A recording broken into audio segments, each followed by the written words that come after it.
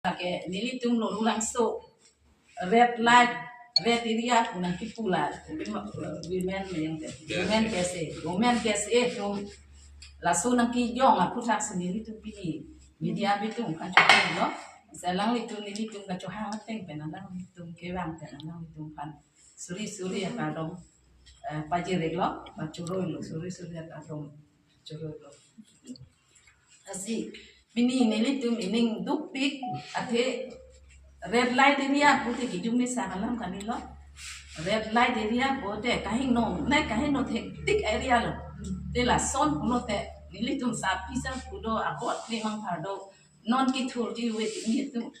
latung ko son si hanga tiklang puma ning dupik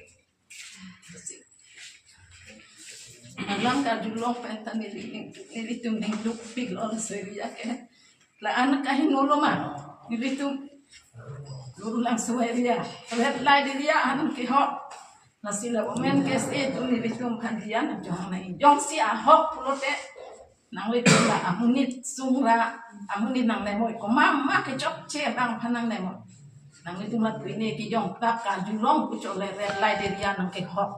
nilitung ning dupik hanyang sila so area boleh sadu ang pen kado ka be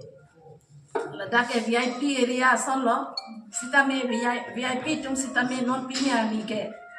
lo so area po mat ke non mat ke dili tum bang citek long lela ko anam busol ni dake du wo pi sitame la so la anak ki julu la so na kahi no po bang ni tum tek long le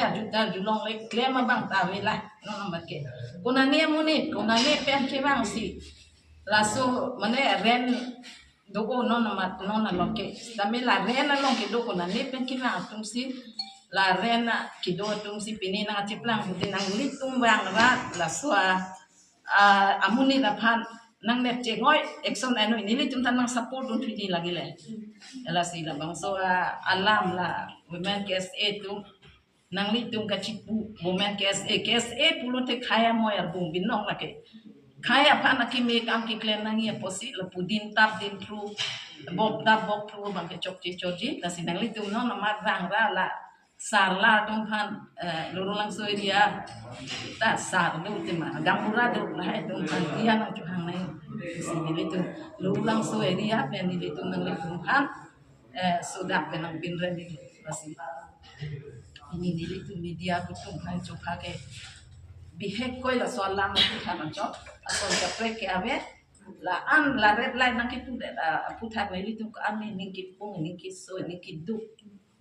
ni adon tin ahum tin sitame riso yang do pin so risumar do ko jang do la haya ko jang risumar ke lulu lang so dia ko jang risumar pute ko son sang hang tiklang